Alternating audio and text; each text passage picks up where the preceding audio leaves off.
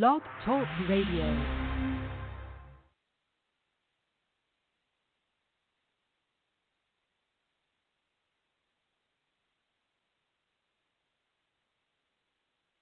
Warning. What you are about to hear are the views of Travis Pope and the Oklahoma Tomcat and is not supported by the government. Agreeing with the hosts of this show could cause you to be targeted by the government and government agencies. You have been warned.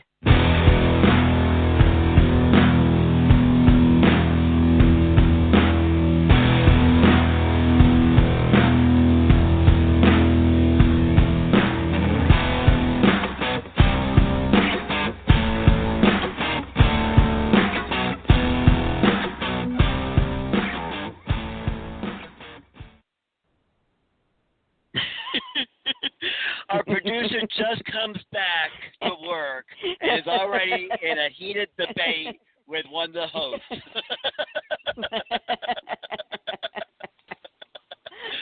Over a burger. She's 100% wrong. No, and don't get hyper over it because I'm right.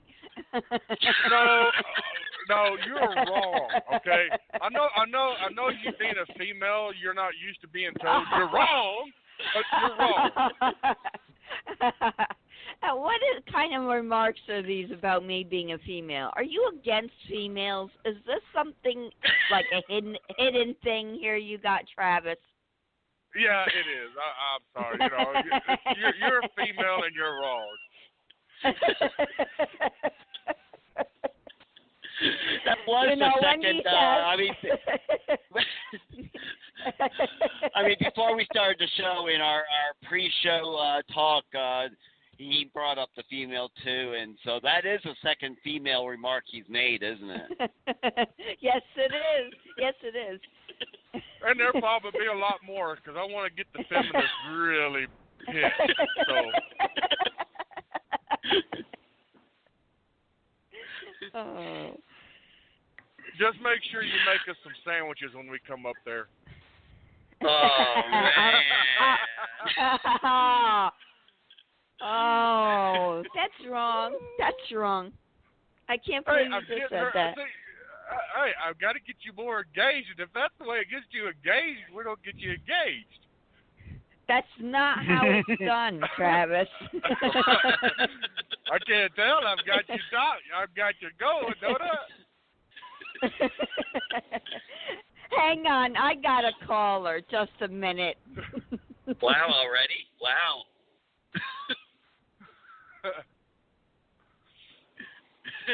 Man. Well, hello, Colorado. Good morning, Colorado. What a way to start up the show. Yeah, we already got a caller this morning. Yeah, I got a caller. Hang on. Okay. Hello, Joe. Hello. Hey, how's it going? All right. How are you? Not bad. Edith wanted me to call in, so I called in. I don't know really much about your show, but she always talked about it when she drove me to work. Oh, are you the one that gets everybody worked up at work? Oh yeah, I get everybody fired up. And then I walk away and let them all argue. It's the greatest thing ever.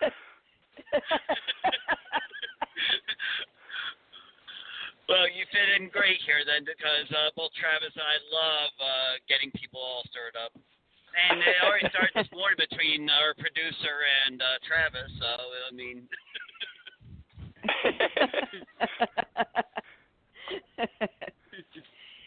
He's trying to say that Wendy's is not good, and then he tells me that when he comes up, I gotta make sandwiches. She's gonna I made these sandwiches, and she's driving down to Gerster's, and they're making them, and she's bringing them back before you get there. Edith only eats gas station food. Yeah, we heard, yeah. So one day she comes to work, she goes, "Man, I found this hamburger on the dashboard, and I think it got me sick." And I'm thinking it had been there like 3 days. Don't listen to anything he has to say. I was like, Edith, there's a cafeteria, man. They have like hamburgers over there. But it didn't come from a gas station, though, so. Yeah. Okay, Travis, you may want to rethink about those sandwiches when you go up to New York. I'm already rethinking that because she'll probably just go get one off of her dashboard that's been sitting there for 3 days. Just in the glove box under the seat. I know I got sandwiches somewhere. Oh my God. Why did I say if you're sitting in the living room and she has to go out to her car to get like the food, you know that she's not cooking it in the kitchen.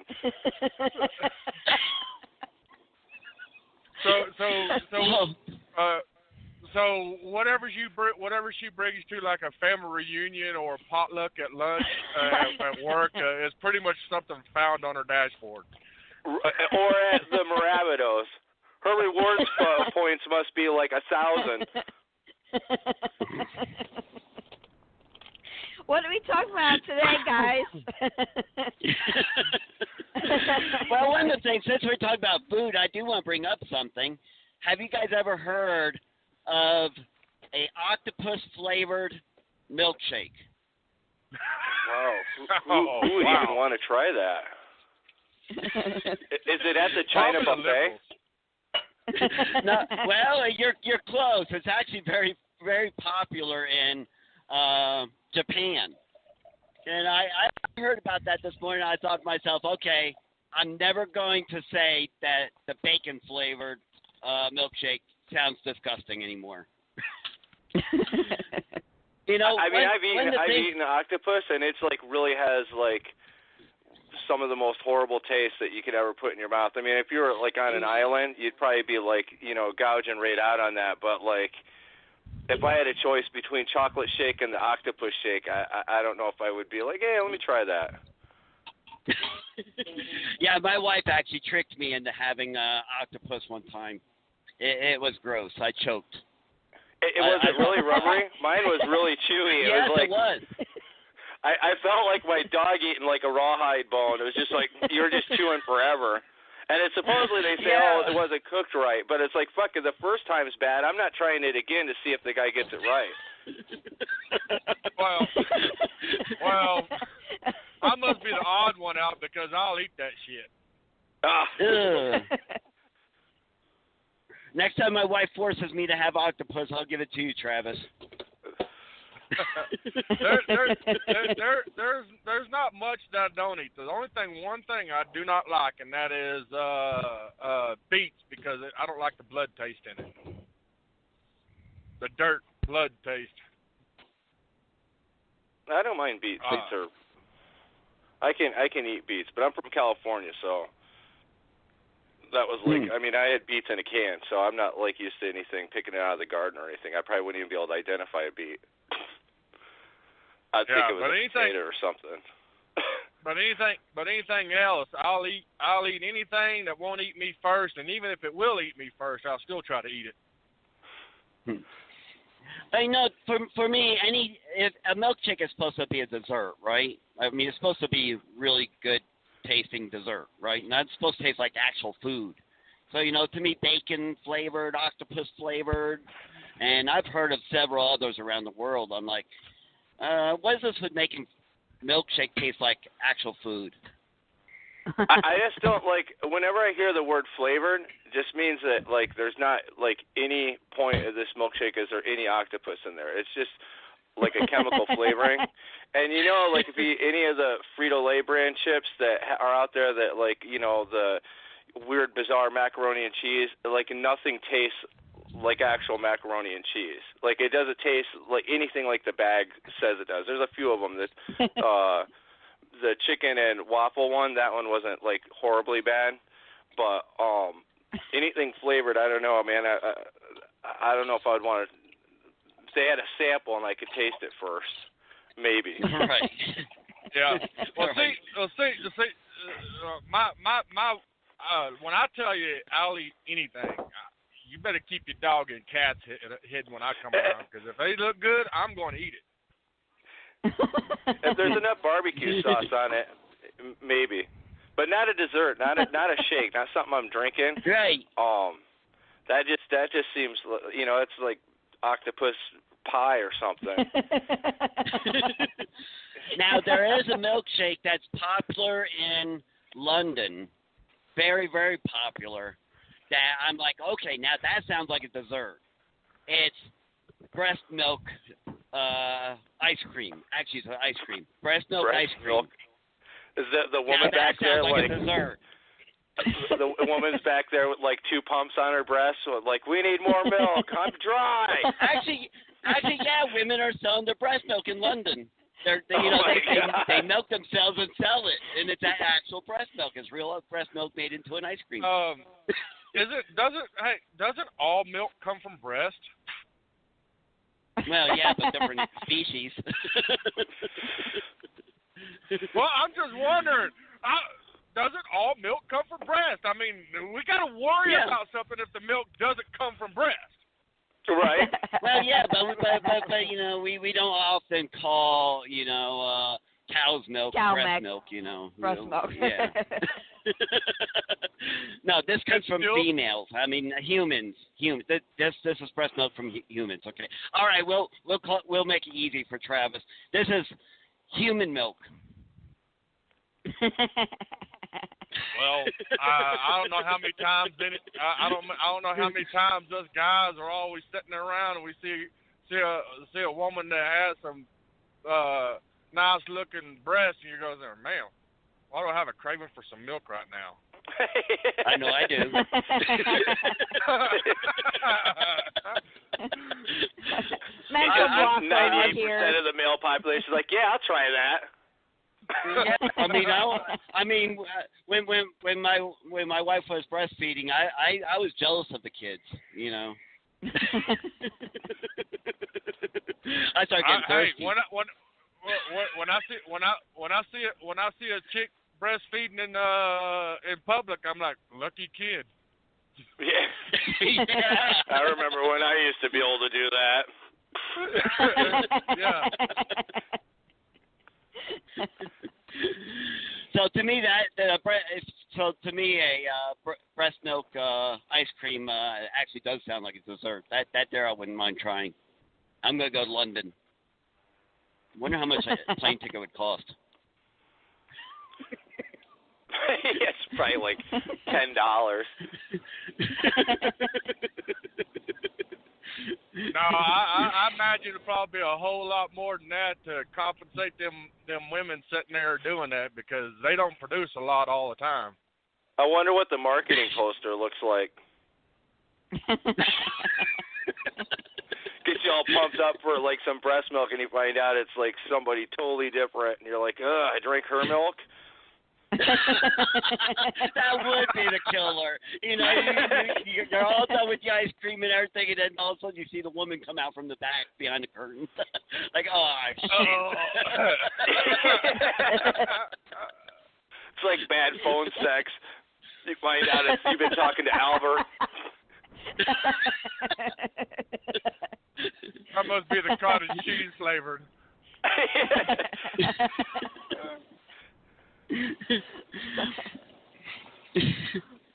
Well, I think we need to change this one to rated R.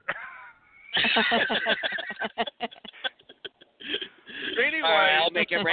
I'll really make it rated R now. Instead of a woman, a guy steps out from behind the curtain. Yeah. Oh, Anyway, you're still wrong. Wendy's is not the better burger. They're square, and Jack in the Box,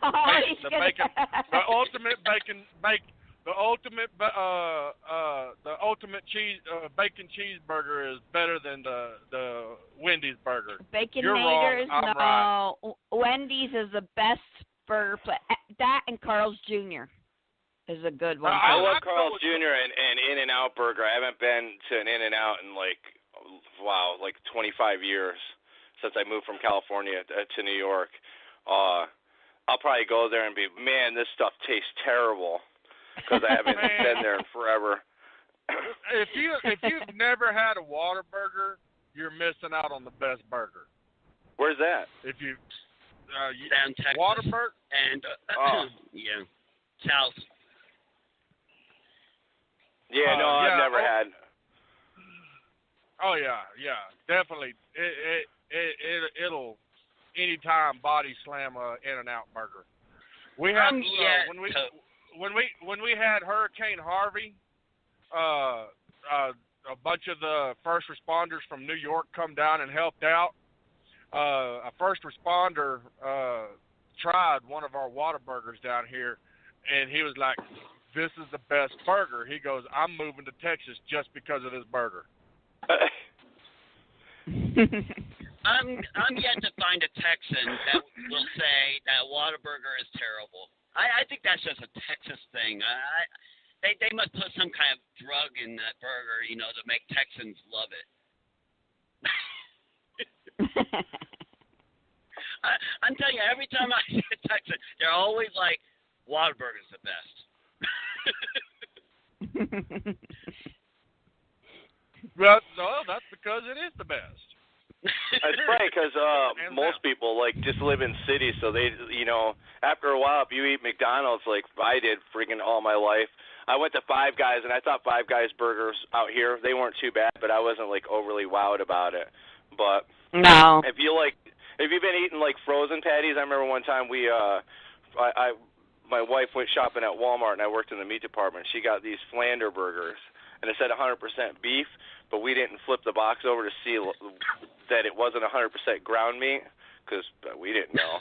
We stuck it on the grill. The thing started exploding because it had heart meat, liver meat. It was 100% beef, but it was everything but ground meat in it. So we ate them. We're like, well, they don't taste that bad. They're all blown in half and everything else.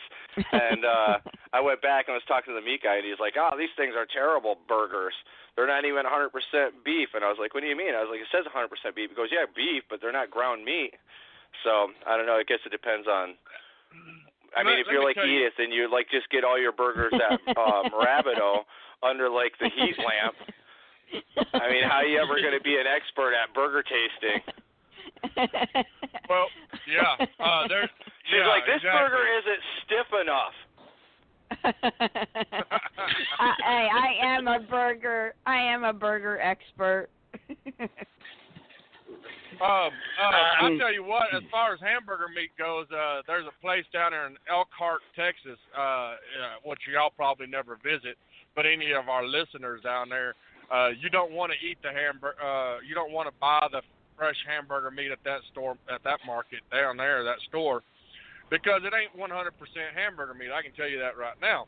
I used to work there as a butcher, and I tried to keep the meat separated, and then one day the owner said, "What are you doing?" I said, "Well, I'm fixing to throw this pork away," and he said, "No, just grind it up in the hamburger meat and be done with it." So yeah, in their hamburger meat, you might find pork, chicken, hamburger. It's the fat content that makes it juicy, though. Yeah, yeah, but the problem is though is that there's a lot of people that come in there, they were Muslim or Jewish, and they would say, "Is it 100% beef?" And well, I told them no, and I got fired. So.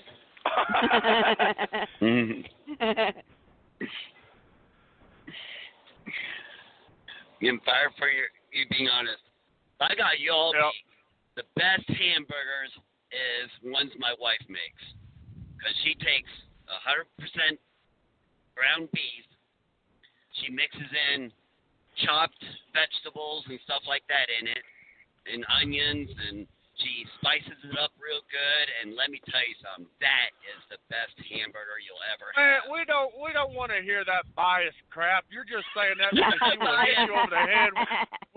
She will nail you with the frying pan for saying that. No, I'm not saying it's the best. Yeah, it's a good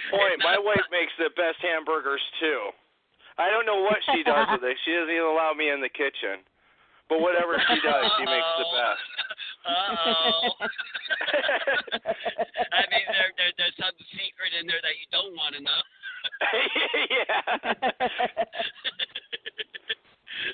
Well, that's because the reason why you're not allowed in the kitchen is because she locks the kitchen door, runs to the gas station down the street, grabs some burgers and bring them there, and they think they're the best burgers. How come the grill's cold? How'd you cook these? You don't worry about that. You just eat up and have your beer. And here's my paycheck.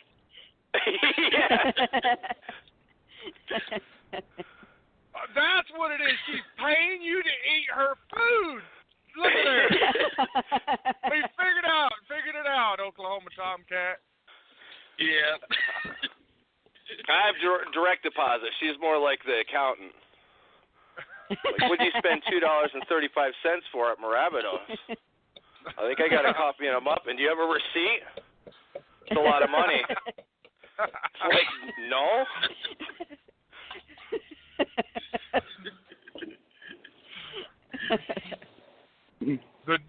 And you wanted him to call in. Why? Where's that sound clip? No, she wasn't ready.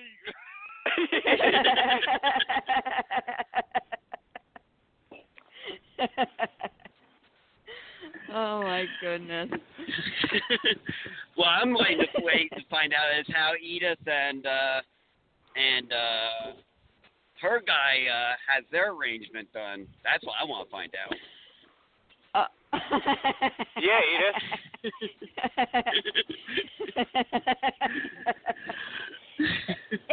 She pays a good him. arrangement. A good arrangement.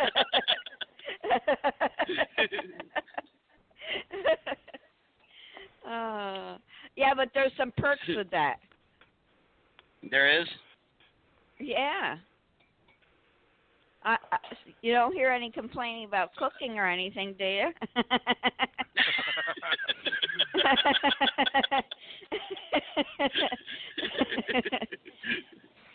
Not from you, at least. Yeah. He's probably telling all of his friends, man, hey, is that burgers cooking on the grill?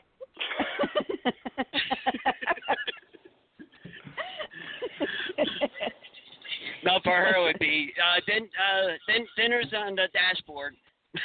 Yeah. If it's not warm enough, stick it on the radiator.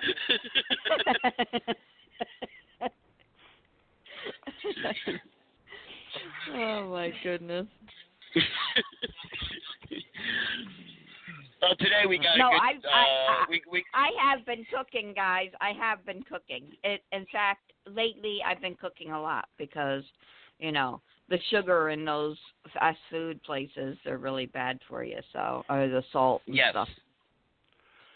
And she is a good baker. We had a bake-off one time, and she did win. No, we did not have a bake-off. He said, we're going to have a bake-off. I'm going to make cupcakes. And then he runs to my car that day and says, did you bake a cake? Because I didn't.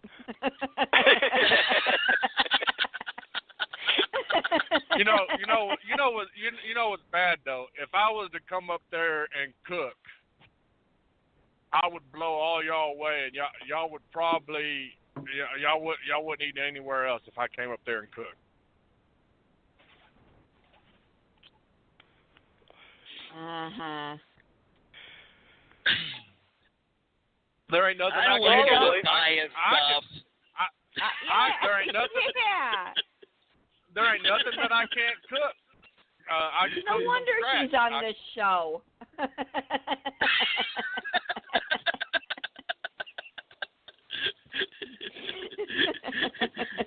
Well, there's pretty much nothing I can't catch on fire. I'm a horrible grill master. And for some reason, after 25 years of marriage, my wife still insists that I go and do the grill, knowing that I can't grill. And Isn't that interesting? we made chicken, and literally they were balls of fire. They were on fire. I mean, the bone turned to ash. They were so burnt. And I'm thinking, shit, this hallelujah, I'm never going to have to do this crap again. I'm going to be, like, ousted. The other day, like, hey, we're making steak. I was like, no, I don't want to grill. I just burnt the chicken, like, 4 days ago. I'm hungry. I want to, like, actually eat something. I guess she thinks I'm going to get better. Maybe it won't be so burnt this time. But if I'm buying steak, man, I want to make sure that I'm not ruining, like, I don't want to ruin steak. Chicken's $8 for, 8 pieces. I don't care so much about that. It's like, all right, I could live without chicken. I could even take the chicken off the bone and feed it to the dog. It was so burnt. I mean, they were literally chunks of charcoal on the grill. Do you drink a beer while you're grilling? I watch TV. I try to watch TV, and I thought, well, I can just check the chicken in between commercials because there's a commercial all the time. And apparently you can't with chicken because it catches on fire almost immediately when you put it on the grill. So I didn't want to stand by the grill, and now I know why she asked me to do it, because she didn't want to stand by the grill either. Oh, my All right, Lord. I know what she's doing. We're going to have to go up there and teach him how to grill. Yeah, I can tell you what she's doing, though. She's doing the same theory I do to my daughter. If my daughter messes up on something, I have her do it again. And I have her do it again. And I have her do it again. Yeah, after 25 years, though, you'd think that you would just give up. But here's the thing. Edith, my immediate thought went to, oh, wow, he is Judy, who can burn water. And raviolis. I remember, like, when we first started out, she had to work evenings. I even messed up Hamburger Helper. The only way I could get through a meal is if it was in a crock pot, and all my job was to turn it off. Just turn it off at 3, and I was golden. I was like, hey, check out how this meal came out, kids. Better than the Hamburger Helper. Wow. The kids are looking at it. We're like, are these noodles? I think so. Just eat it. Kind of looks like mashed potatoes and gravy. Yeah, it's like completely ruined. What happened was my wife bought like this big gigantic thing of like garlic salt, and she was complaining that I don't season the meat at all. So I was like, hey, no problem, I'll season it. Well, the top popped off, and all of it went into the ground meat when I ground it. So I wiped the pan out, but I didn't know you could rinse the meat off. So I put it back in to the Hamburger Helper. And it literally crystallized the Hamburger Helper. It was like beyond you could not eat it. It like just dissolved the noodles. It looked like I can't even describe it. But well, there is a way you can eat it, and that is if you give everybody some earth water. Yes. Earth water has 70 plus minerals in it. And it's the healthiest water out there. Lots of water. There's lots of bottled waters. There are.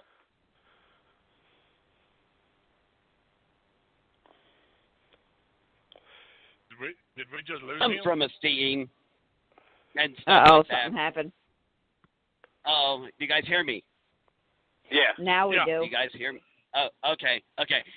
The water may come from a fresh spring and all that stuff, and but it goes through a tap, okay? It's filtered, goes into a tap, goes into water, and all you're doing is drinking filtered water. Earth water is much different than that. It has 70-plus trace minerals, which is healthy for you. It also is great for reducing your chance of getting cancer because cancer thrives on acid, all right?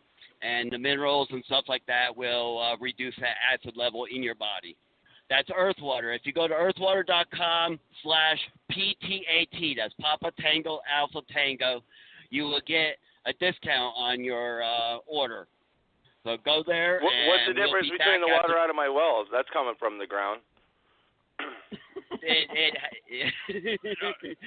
if you got well water, actually, that is. Yeah.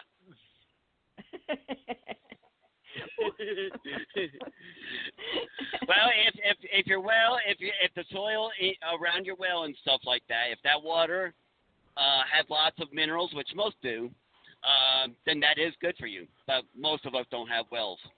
Oh, it's like 350 feet deep, so it's got to have some kind of minerals in it. Yeah, it sure does. Out there in New York, you never know. It might have other stuff in it, too. It's possible. We'll be right back.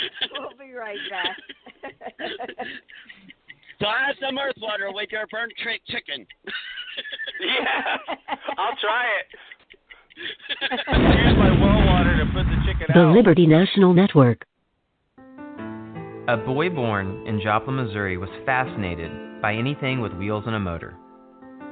The odds of him going on to fascinate millions with his talent? 1 in 260,000. The odds of this born racer having 157 career top 10 finishes in NASCAR? 1 in 125 billion. But every driver seeks the pinnacle of their achievements. The odds of him winning both the Daytona 500 and the Brickyard 400 in the same year? 1 in 195 million. The odds of a child being diagnosed with autism? 1 in 68. I'm NASCAR driver Jamie McMurray, and my niece has autism. Learn more at autismspeaks.org/signs. Early diagnosis can make a lifetime of difference. Brought to you by Autism Speaks and the Ad Council. You may have doubts about healthcare sharing. I know we did. We studied literature about Samaritan Ministries, but we feared that it was just too risky. Instead, as our health insurance premiums went up each year, we would increase our deductible to reduce the premium. And then the inevitable happened. We had to use our insurance. We had a medical need that included tests, doctor visits, and even outpatient surgery treatment that totaled over $7,000, and it was all out of pocket.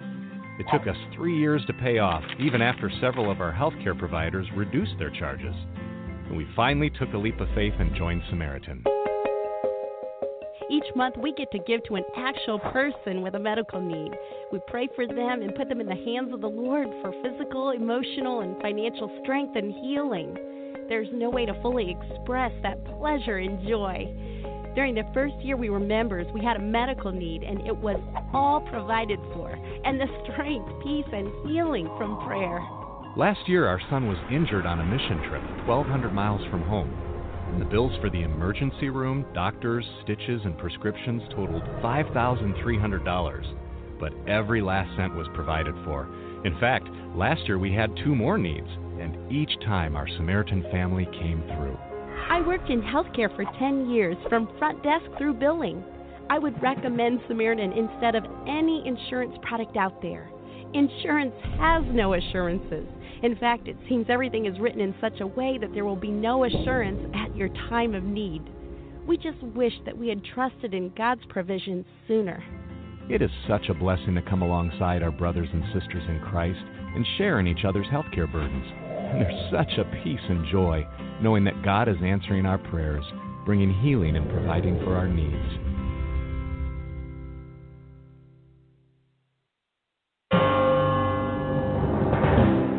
Hi, I'm Eric, a student at Hillsdale College. Here is President of Hillsdale College, Dr. Larry Arnn, on natural rights versus entitlements. America was founded on the idea that human beings are born with natural rights, such as the rights to life, liberty, and property. A person who holds this view of rights makes no demands on others except that they respect those rights. Today, however, many Americans talk about rights to a college education, state-of-the-art medical care, and even birth control pills. These are rights understood as entitlements, and a person who holds this view of rights, far from making no demands on other people, is making claims on other people's money and resources. This understanding of rights not only sets citizens against each other, but it undermines the whole idea of natural rights. This Constitution Minute was brought to you by Hillsdale College. To receive a free pocket Constitution and Declaration, go to constitutionminute.com. Miss Producer is also known as Miss Giggles. You are listening to Political TNT on the Liberty National Network. If you want to be part of the show, dial 914-338-1906 and then press 1. I wonder if Earthwater will make the Democrats more sane. I doubt it. There ain't no help for them. Because I'm telling you something, they have gone crazy. I mean, totally guano crazy. I can't even identify the stance anymore. Like it's gone so crazy. Like I don't even. I used to be a Democrat. Both me and my wife. My wife's still a Democrat. She absolutely loved Hillary. Thought Hillary should be president, and so it's literally a house divided now because the last 2 years I went against my party line because I'm still a registered Democrat, and I can't identify at all with them anymore. Everything's just flipped upside down.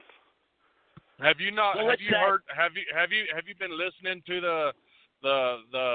the Supreme Court Justice hearing yesterday? Yeah, I watched a little bit of it yesterday, and I flipped it on today, and was watching a little bit on YouTube of some of the stuff that I had missed. But man, it is like a circus.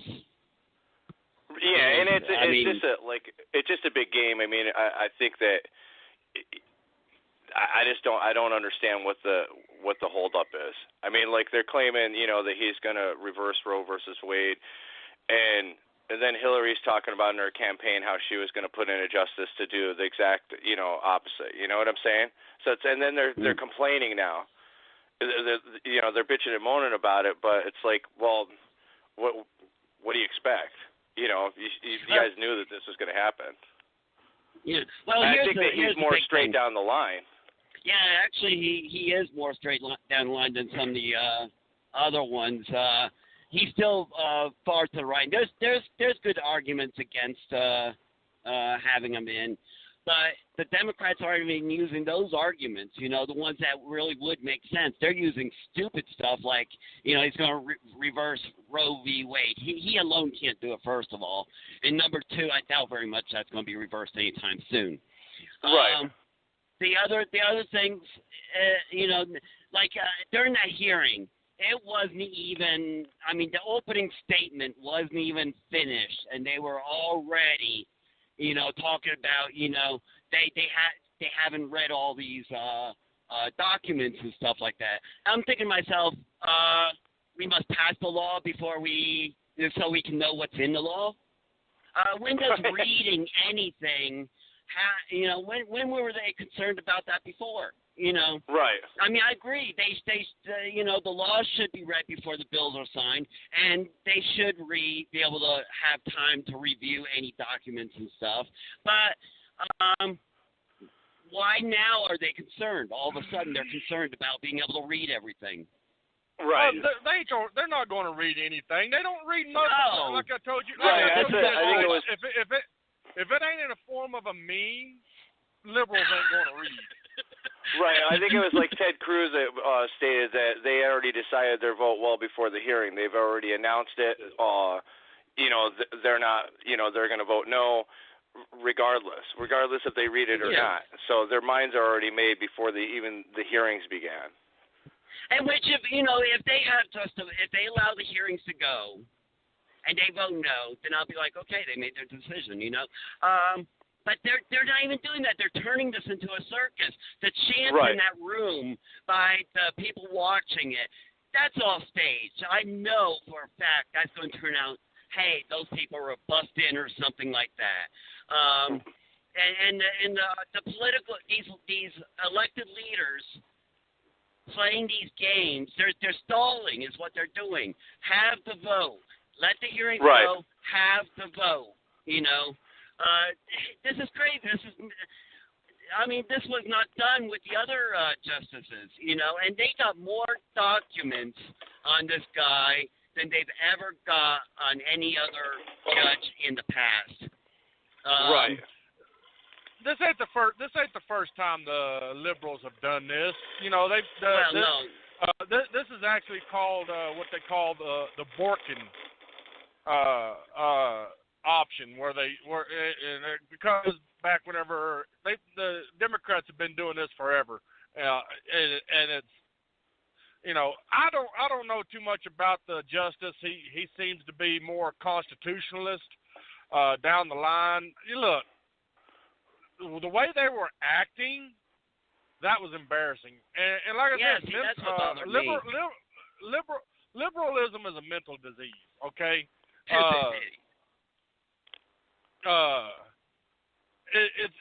It's psychotic, really. And they want gun control for people that have mental disorders. Okay, I can go for that. Travis is about to turn into a statist. I can go for that. That means not one liberal Democrat will ever have a gun.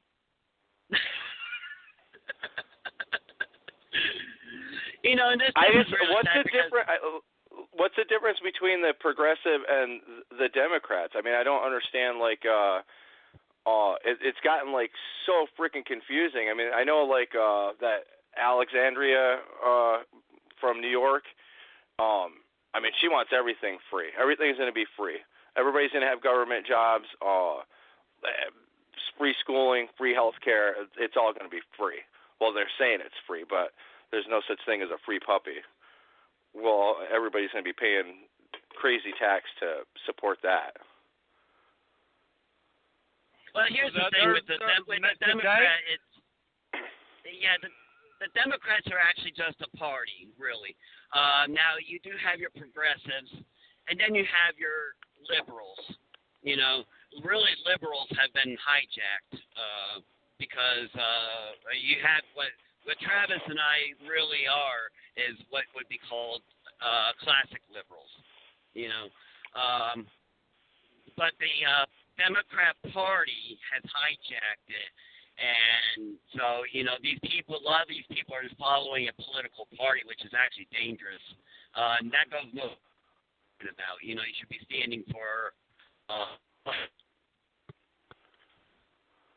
Yeah, I think we lost him. He's cutting in and out. Yeah, no, I'm here. I'm back. Or you lost. No, I'm losing you guys. Yeah, there he is. There he is. He's down on 287 in Colorado somewhere. So he's gonna be in and out because he still has the Obama phone. I thought maybe he was getting censored. Well, he probably is because he's using Obama's phone.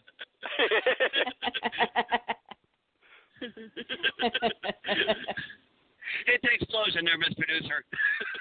Explode Travis. No, I want to hear what else he has to say.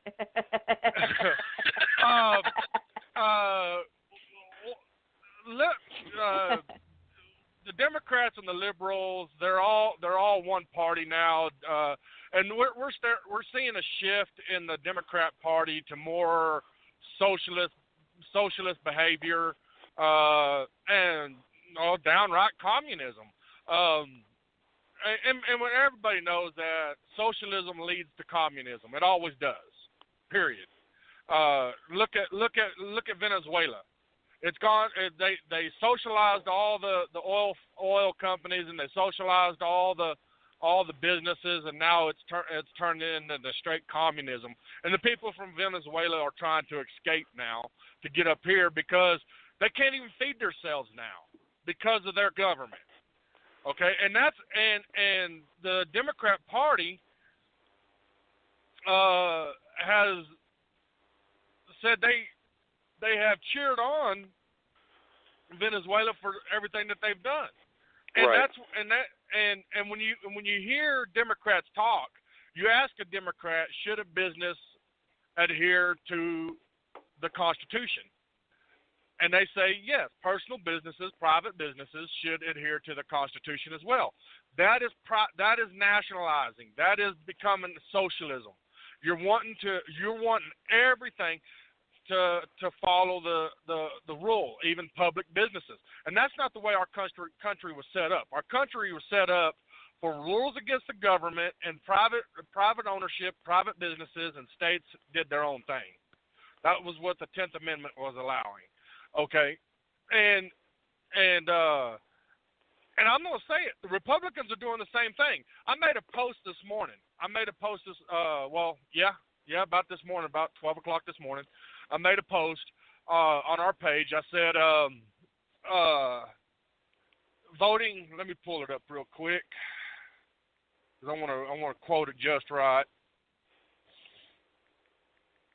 I said if you vote Republican or Democrat, you vote for more government and debt that is being passed down to your kids and grandkids.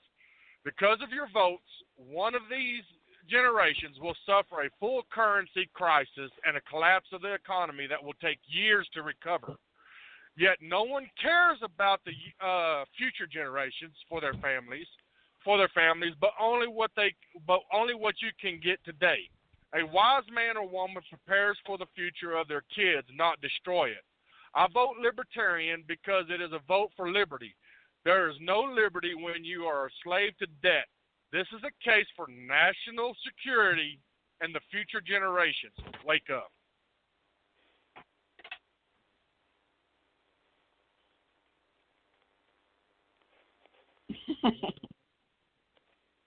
Man, great. Do we need a cricket button?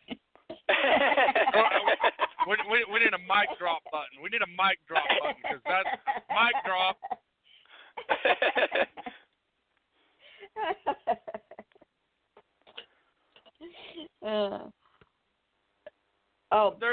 Anyway, Oklahoma Tomcat's not on at all now. Oh, he ain't? No, he'll call that back. Oh. Yeah, Oklahoma Tomcat dropped. But the thing is that the Democrats, and look, I don't care if Democrats are still for slavery. Right. They're still for slavery today, and they try to say they're not. But when you are taking money out of my pocket to give to somebody else, and I'm not getting a return for it, that is slavery. Right. The other thing too, like I don't know, like how it is around the area, but like up here in New York, there was probably the last 5 years, pretty much every single job that you got had the same start pay, and you couldn't even find a really good job. You could switch jobs, but the pay wasn't going to increase. It was sort of like an employer's market, is what a friend of mine described it. Everything's pretty much down the middle. Same thing with where me and Edith used to live. I don't know if I can name the company on the air, but I'm now up just an hour away up in Rotterdam, and man, I see like every place I've stopped at, there's signs out there, we're hiring. They're like begging people to come in, and I hadn't seen that in a good 5-6 years, where there was just jobs everywhere. So I mean, the economy is definitely boosted. I don't know if that's Trump or not, but it feels like it is, you know. Yeah, it's when everything is going as good as it is right now, I tend to worry because I feel that there's what do they call it, the calm before the storm? Right. I feel that there's going to be I believe there's a currency collapse coming. You know, we had the housing bubble, we had the auto bubble, we had the .com bubble, we've had all these bubbles, and I feel that we're coming to a currency bubble. I think that currency bubble is fixing to pop, and what we're going to see when that happens is hyperinflation. It'll take a wheelbarrow of money just to buy a loaf of bread. A good example of a currency bubble is the Weimar Republic before Hitler took over. You know, I'm not using Hitler as an argument. I'm just using their economy as what happened. Right. When their economy collapsed and hyperinflation set in, we're over $20 trillion negative, and our government, the Republican government, and the Democrats signed an ominous bill that added $2 more trillion to our debt.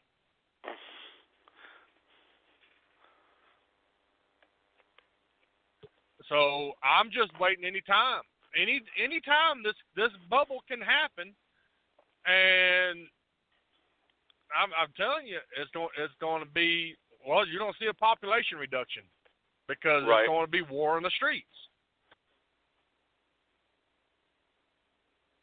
Oh, yeah. I hear you there. I hope it doesn't cost a wheelbarrow to buy a loaf of bread, though, because I'm in the bread business. So it's going to be bad for me. Yeah. Well, have you? And I posted. I stole a video off YouTube. Have you ever seen World War Z? No. World War Z, and I made the joke about it, and it's not really a joke because I believe it'll happen. But you had all these zombies climbing up over a mountain and everything, trying to get to the people, you know. And I said, this is this is, you know, typically what it's going to be like whenever we have this currency bubble bust. People are going to go insane. There's going to be riots. You're not going to get your food stamps. Right. And you know, and the government, and look, a few years ago, the government said that it was the Louisiana government said it was just a glitch in their system. No, it wasn't a glitch. It was a trial run to see what was going to happen when food stamps stopped, because that's how bad it's getting. And the news and the government told us it was. Look, I don't believe half the stuff they tell me anyways. But they shut the food stamps off on the cards, and people went insane. 24 hours because they couldn't get their food stamps. Right. They said, it'll be back up in 24 hours. They went insane down there in Louisiana because they couldn't get food stamps. They were stealing food out of the markets because they couldn't get their food from food stamps. For 24 hours. They said it'd be back up in 24 hours. These people were stealing food.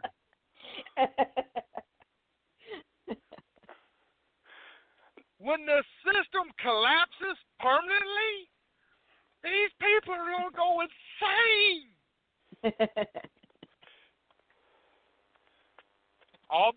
And all you can do is refer back to what our wildlife department gets it. Wildlife department has signs up there, don't feed the animals. They get it. Why do you not feed the wild animals? Because they become dependent on it, and they won't. Well, they won't. They become dependent on being fed by humans instead of living on the wild like they're supposed to. The wildlife department got it. When you go to a park, it says, "Please don't feed the animals." Yeah, the sad part is all those pioneers in Alaska that are way up in the woods living off the land, they won't have any idea what's going on, and they won't care. Because it's like... I mean, if you watch them on TV, they're like the happiest people ever, and they literally work their ass off from the time they wake up till they go to bed, and they're the happiest people on the planet probably. Because they're like not interfered with anything. They have like pretty much... Some of them probably do, but most of them, the ones that don't have any TV or anything else and they're just working all the time, have no idea what's going on. They don't care. That's going to be me. You know what? I've watched that show. I watched that show, Life Below Zero. Yeah. Below Sub-Zero. I've watched that, and I envy them. I would love to do that. Me too, but I have to cook chicken on the grill first.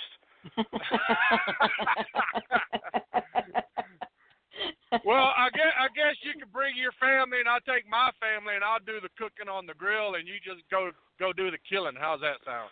Yeah, that sounds great. You think I'm a better hunter than cooker? I doubt it. I'll come back and be like, hey, you're from there New York wasn't a Price Chopper or a Vaughn's. I couldn't find anything to eat.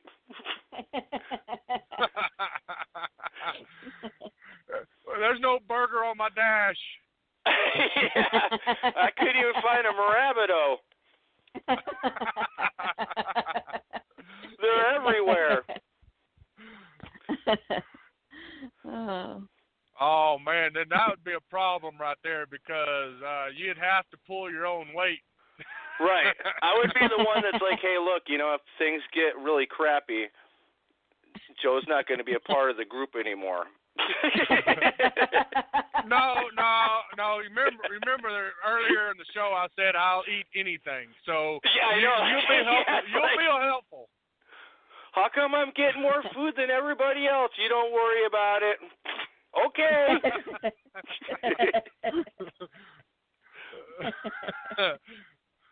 Yeah, don't worry. You'll be helpful one way or the other. How come you keep picking me up every day? I just wanted to see how heavy you're getting. Oh, okay.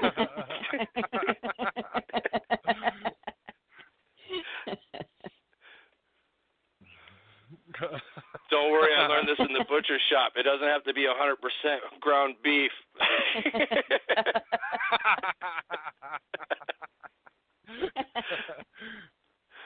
Yeah, no one else would know. What happened to Joe? He left.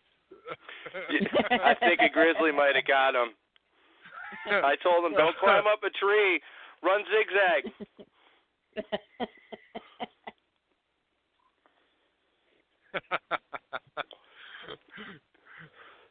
No, but there's not really, and now you're seeing the Republican Party starting to move in the same direction. I mean, I've never seen this, never read about this, but even the Republican Party is now starting to. I like to call them the Republicans are the Democrat hand of the Republican Party now. They're no different. Right. They're no different. The only thing I find different between them is the way they want to spend your money. Right. I saw that, and I also thought that they were more to uphold the Constitution. I really feel like the Democrat Party is really making a lot of noise as far as like making amendments to the Constitution. I don't know if that would ever be possible. It could just be a big scare tactic, but I mean, I watch Houston Now News where the guy does the First Amendment audits, and it just seems awfully weird that there's so much kind of tyrannical control over, what you can do and what you can't do with the ID and all that. And at first I was like, wow, this is kind of crazy. Why would anybody do that? And then for a while I was like, well, you know what? Good for them to, exercise their rights. They're exercising their right to do it, and they're challenging authority. And, some of them I like, some of them I don't. Like the Houston Now News with David, I think his name is David. I like him because he doesn't cause a confrontation, where other people just want to get a reaction. He's more neutral on it. He just wants to see how they'll react, and he doesn't really press their buttons as much as some of the other ones do. Yeah. And you said that's Houston Now? Do you know their last it's Houston name, Now David? News. They have Houston Now News Patrick, and they have a Houston Now News. It's out of Texas. It's this guy David, and he's really good. He was ex-military, law enforcement, and he handles himself really, really professional. And I mean, he's gotten arrested a few times just for filming the police stations, and I think he filmed the DEA's office and all that, and he sued them a few times too because they've actually cuffed him and detained him just for filming. He's got a bright orange vest out. He's got he's not like acting like a terrorist. He's just filming the buildings, and they freak right out. Okay. Yeah, that's not the David that works for I'm friends with a guy that's that works for KHOU. His name's David Fernando, and that's what I was trying to find out. Yeah, he does the Houston News down there, and I've actually have his number. So anything I have that any special breaking news, he sent me his number, and he said, "Hey, contact me if you ever have anything popping up." And I do that all the time. Recently in Houston, in my town, Baytown, I live in Baytown, Texas. Recently, a brand new teacher, a male teacher in our school, showed up there, and he's already been removed from the school for touching 3 little girls. in 5th grade. But with that, so they just moved him to another school, or did they fire him? They removed him from the school, so we don't know yet. But we need to go to break. Okay. Yep.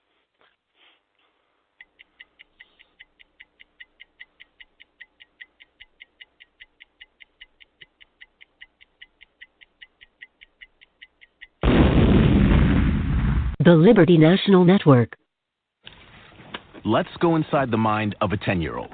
I should have worn those earrings today. I like those earrings. Gabby has those awesome earrings. I need to ask her where she got those, but that's just what she would want me to do. I'll have Michaela ask her for me. Buckle up, Sarah. Yeah, but then Michaela will be like, why don't you just ask her yourself?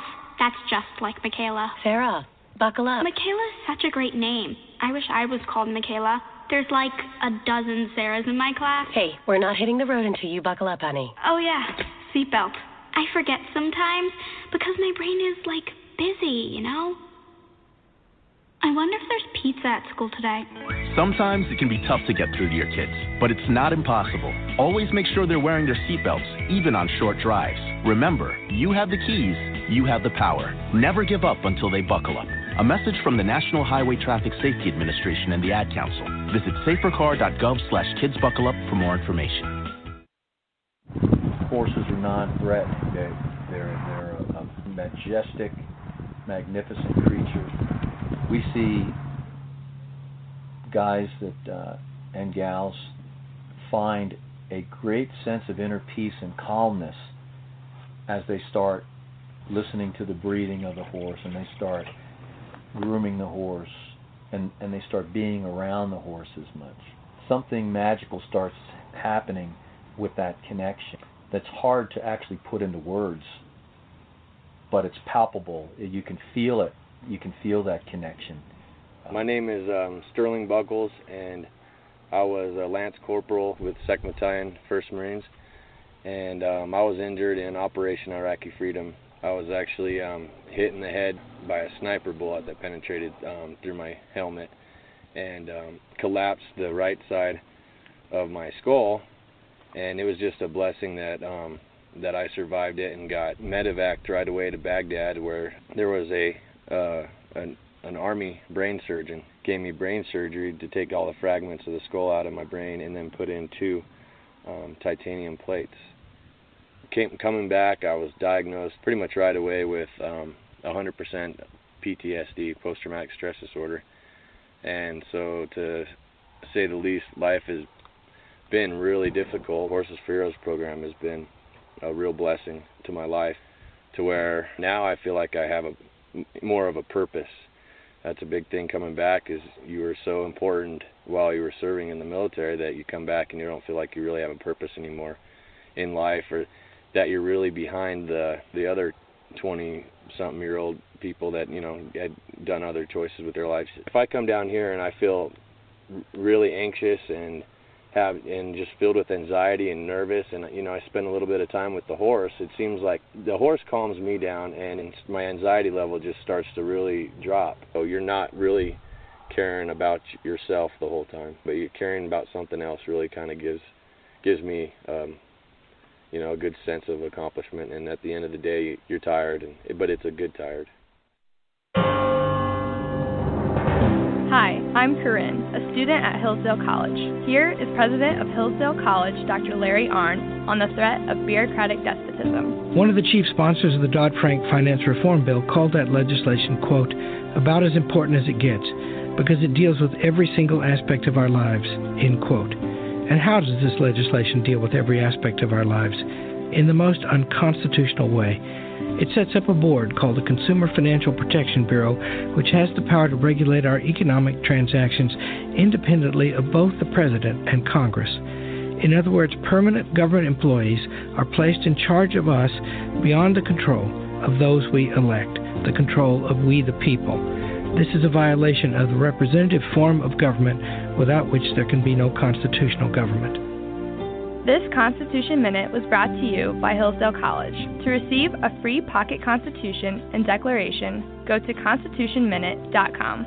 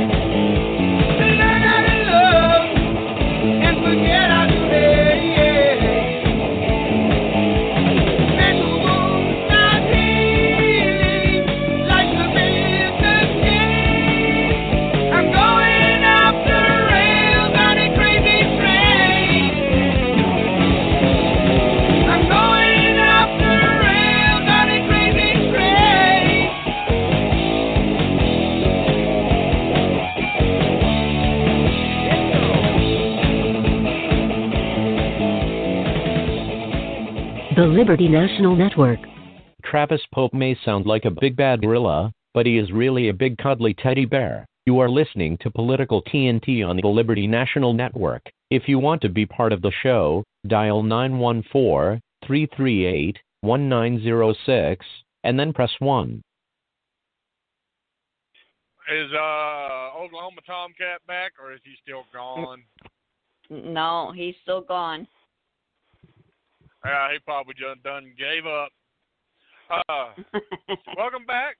Welcome back to the show on our halfway through the morning show today. We've had some entertainment this morning.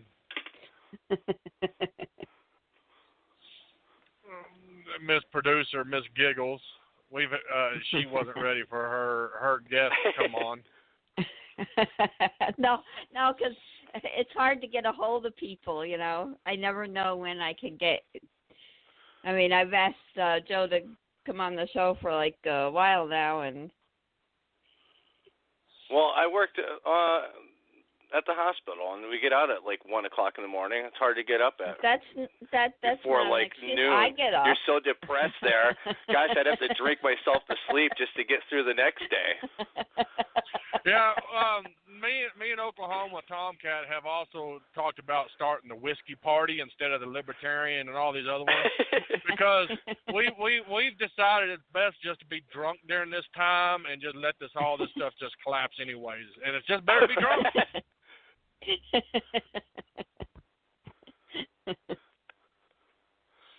I wanted to freaking brew my own beer last couple of years, but gosh, the pay at the hospital suppresses you so much you can't even afford the ingredients to make your own beer. You're like, man, that $1 Milwaukee's Best Ice doesn't seem too bad right now. There's like 8% alcohol in it. Bet you if I shotgun 3 of those, I'll be able to go to sleep at night. Well. How much? Well, y'all can't. The big 24-ounce cans. Y'all really can't discuss your pay at the hospital, but is it really the pay or the cost of living up there? I think it's probably a little bit of both. I think it's a little bit of both. I think it's more on the hospital side than it is more of the cost of living. After years of like the cost of living going up, they did review, and then they, make an announcement that, hey, you're going to get a cost of living increase. But it was all masked because the health care went up. So you were going to pay more in health care. So you didn't really get a raise. You just were able to afford your health care at really taking no loss. Man, how much are y'all paying for health care? I think my healthcare wife up here is a lot. My wife, for her, I think she pays like something like $400 a week or something, or $250 or $300. It's like almost $700 every pay period. We get paid every 2 weeks, so you're going to hate me. You're going to really, really hate me. My wife she just got a message from her company that they are having open enrollments right now, and for me and her to be on health insurance is $140 a month. Yeah. Oh, we have no copay. They pay 100% of our doctor visits or anything like that. I have no copay on anything. And that $140 is health insurance, vision, and dental. $70 every 2 weeks. Yeah, we have the vision plan on our health care, and I have like my. But it's not worth I'm it. still in the family plan, so my son's 18, so he's still he's his last year of high school, so he just turned 18, and so he's still on the plan. So as long as there's 3, it's still a family plan. So my daughter, who's like 24, she didn't have health care through her thing, so we weren't paying anything more, so we just put her on our plan until she turns 25 next year. Then she's got to get off. I think it's 25 or 26. I can't remember. 27. Is it 27? I was way off then. so she can. Yeah, that's the Obamacare mandate. That part is still active, so it's 27. Yeah. So we weren't paying anything more. So. Yeah, but that's ours. Is I get health, vision, and dental, which I don't need vision. I've got almost X-ray vision, which that would be pretty cool. But I've got such good vision when I'm standing up there and they tell me to read the bottom line. I normally read the US patent on the very bottom, and they're like, no, what are you reading? That's wrong. You said read the bottom line. I go, wow, and I'm thinking to be 44 years old, and I can still read that bottom line. My eyesight got really bad. I was supposed to have bifocals, but I didn't go to the eye doctor in a while, and then I had to do a DOT physical. So last year, I think it was, and they had me read without your glasses on. I was like, fuck, I can't even identify any of these things. I was like, I had guessed at two of them, and I was hoping that was going to pass without having to go to the eye doctor and get like a new eye exam. They passed me here in New York. They don't care. It's like, you see good enough. Yeah.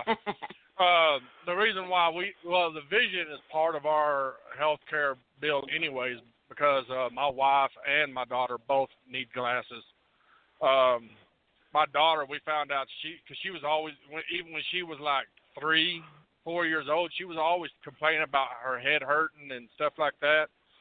And we was like, what's going on? Why is she having headaches all the time? I mean, she's 3. Come on. Right. So we took her and they tested her eyes, and that was what it was. Is her eyes. She needed glasses and stuff, so we got her. She's been having glasses ever since, just like my wife does. So, that's I can't remember. We have to pay extra for our eye care here, at least through my wife's health insurance. She's got to pay extra for the eye care, extra for the dental. It's not all in one package. You don't have to take the dental. You don't have to take the eye care, and just take the basic health. But we're all old now, so I was like, you keep the eye thing just in case. For a while there, I thought that my eyes were getting better because I could read without my glasses. It didn't really mean anything. It just meant that my eyes were worse. I need bifocals. Yeah. But yeah, that's what our cost is for the family. Family plan is $140 a month. Wow. $70 every 2 weeks. And like I said, there's no co-pay or anything. They pay 100%. So that's the difference between Texas and New York. Right. I'd moved to Texas, but my wife's still a real hardcore Democrat, and I don't want people throwing stones through the window. Well, just move her to Austin. You'll be good.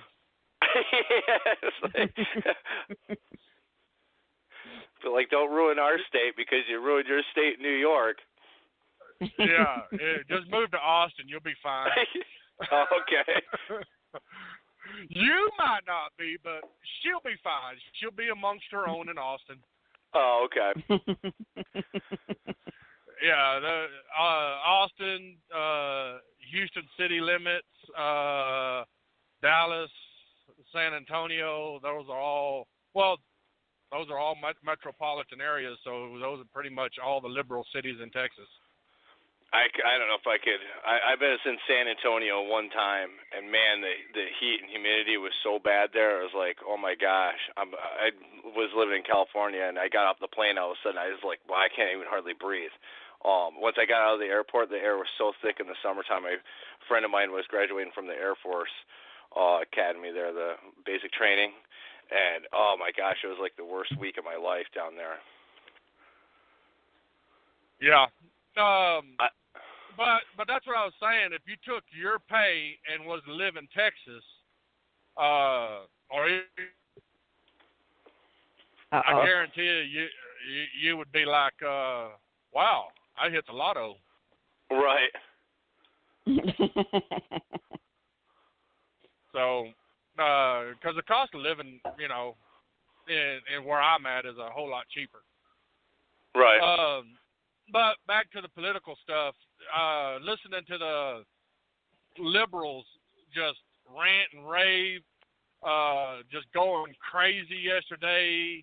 They got removed from the hearing. That alone tells you that they have mental issues. Okay, during the Obama years, okay, you had conservatives, you had the Tea Party rallies, but you never seen them act like what they're acting like. Yeah, it is crazy how it's just crazy to watch them, and I mean, like almost like they're throwing like huge temper tantrums all the time. Yeah, and that's why I always says that the world would be in a better place if we dished out more ass whoopings.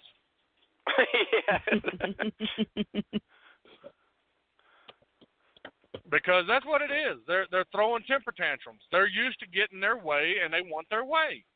Right. They remind me of the little kid in Walmart. You're walking in Walmart, and you're sitting there shopping, trying to shop, and this lady over there, her kid is just screaming out, just going crazy and psycho, and you're like, just snatch him up and tear that butt up.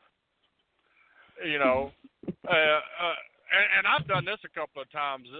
See a kid just throwing a fit like that, I just help the lady out. I walk over there and say, you know what? And I just give him the mean look, and that boy shuts up real quick. And Mama just looks at me. I said, just helping out. Right. The look I can give my dog, I don't even have to say anything. I just look at her. She just starts crying. I'm sorry, Daddy. Yeah, you better be. I also liked how, like, a lot of the speakers, when they would, I can't even think of who, one of them that was doing one of his questions. I mean, they just went off about how it was just like a political speech about Trump, and like literally nothing to do with the guy running for justice. Like, didn't have anything connecting the dots to it. It was just a rant for 10 minutes. Well, they did that at McCain's funeral too. I mean, yeah, I know. I saw that too. And I don't even agree with Trump. Okay, I don't even like the guy. I didn't even vote for the guy. I voted Libertarian. I'm a Libertarian. I'm a diehard Libertarian. Okay, I didn't even vote for Trump. But I'm telling you what, Trump is the #1 troll. I give him his props because he tweets, liberals go crazy. I love it. Oh, I know. I wish I could have that. I wish I had that much power. Well, the thing with his campaign, he pretty much pissed everybody off. And it was like, wow, this is getting interesting. He's like, he's bashing everybody, his own party, the opposite party. I mean, like it's not like he pretended to be somebody else and then got into office and then it's like, ha, Donald Trump again. I mean, he was like the exact same. So,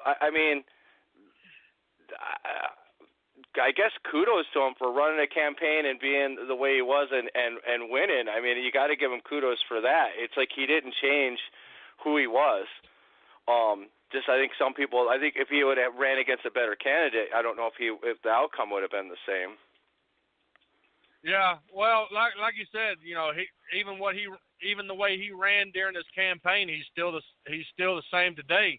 Unlike Obama, because I could bring up some of the old speeches from Obama during his campaign, and you would think he was a constitutionalist. Right. If you did not know anything about Obama and you just went off of his campaign speeches and didn't do any other research, you would think he was a constitutionalist, and I probably would have voted for him if I didn't know any better. Right. But as soon as he got in office, all that Constitution speak went right out the window.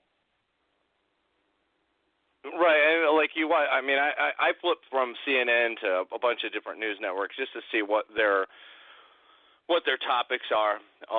I generally fascinate myself with CNN because it's just so left wing biased. I mean, it is like incredibly left wing biased. So they sort of entertain me as far as their complaints. And then I look back and I go, okay, Fox News did the exact same thing with Glenn Beck when he was drawing maps and circles and, going literally nuts when Obama was in office and was doing like massive research. So it's like, it's just the way it is. It's just how, the news isn't about news anymore. It's just about ratings and attracting the people that you want. You know what I'm saying? We're not like actually processing news anymore. It's like watching Big Brother and rooting for a guy on there to hope that he doesn't, get voted out of the house. It's like a reality TV show now. That's what they turned these news networks into. Yeah, you talk about CNN. Last I'm talking year, about both CNN and Fox. They both pretty much do the exact same thing. I think Bill O'Reilly, Sean Hannity, they did the same thing when Obama was in office. And they know that 90% of the viewers aren't going to look up any of the facts. Their viewers that are viewing this show are either Republicans, if you're watching Fox, or they're Democrats if you're watching CNN. So they know that their viewers are not going to check anything. Yeah, I've been on. Glenn Beck owns the Blaze, right? No. He owns what? Blaze. He owns the Blaze, the news outlet. Blaze, yes, his podcast. Yeah, well, it's not a podcast anymore. It's actually on DirecTV now. It's really? It's no way. I think it's a special order, but he's on. The Blaze is actually on a news station on DirecTV now. Oh wow! But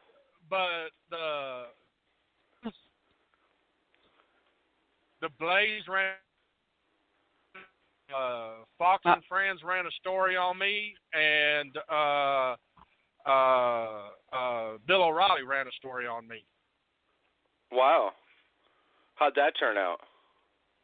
Oh, well, it all exploded my Facebook and Twitter and everything. Cause what happened was I was at the Border Patrol down there on the border of Texas down there, and I got a video of a Border Patrol agent when he asked if I was a U.S. citizen, and I said, yeah, but does it really matter anymore?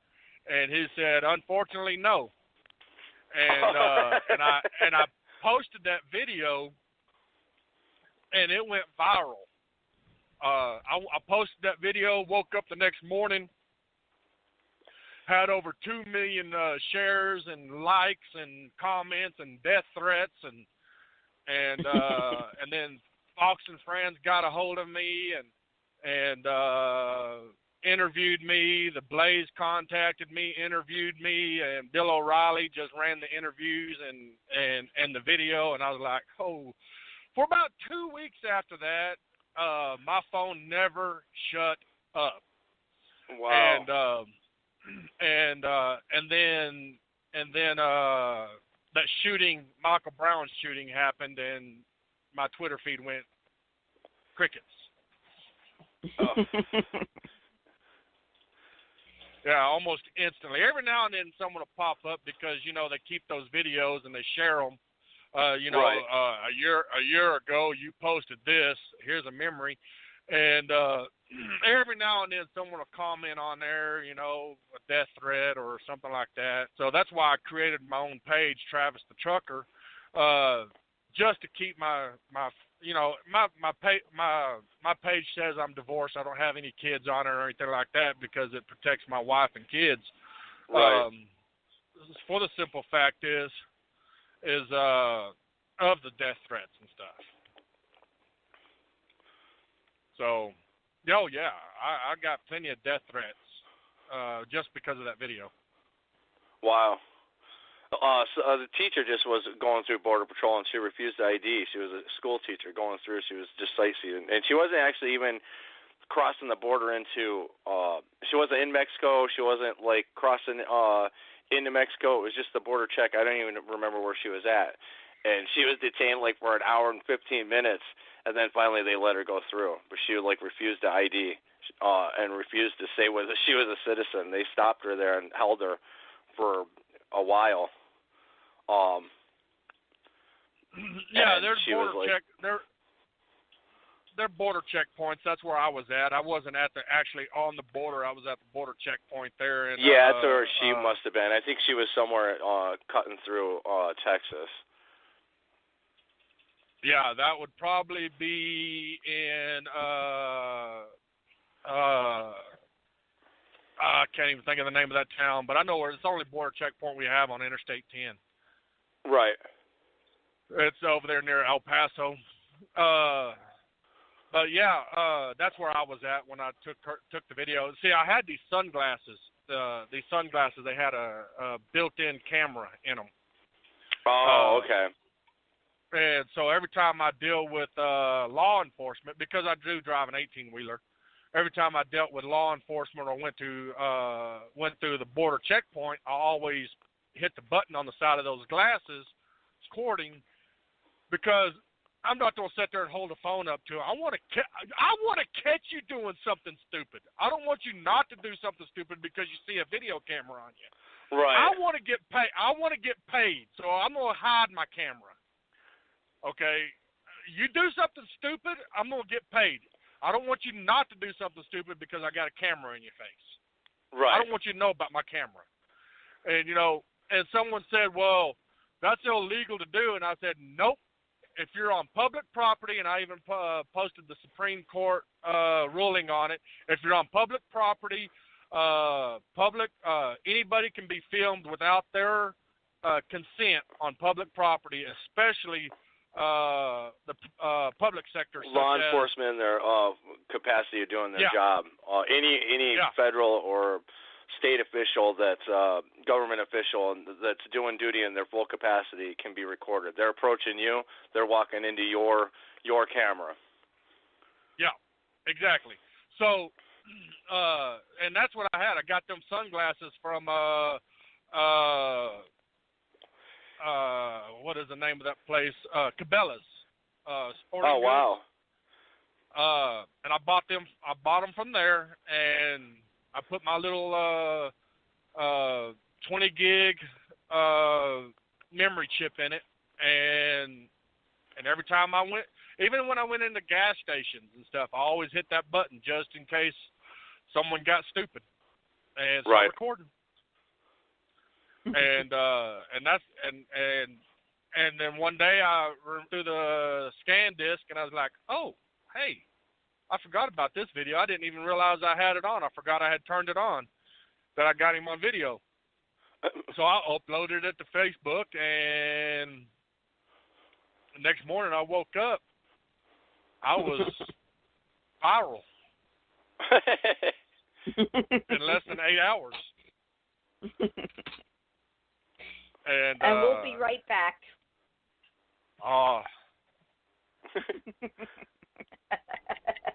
When you're having so much fun.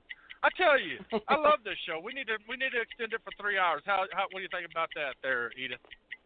I don't know. The Liberty National Network.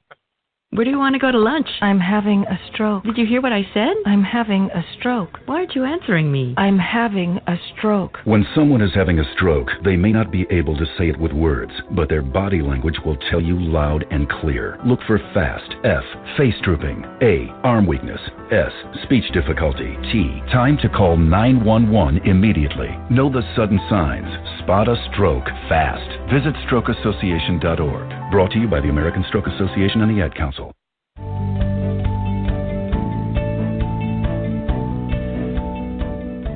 The oldest existing human that we know of is the 5,300-year-old body of a man, frozen in ice, that was uncovered by climbers in the Italian Alps in 1991.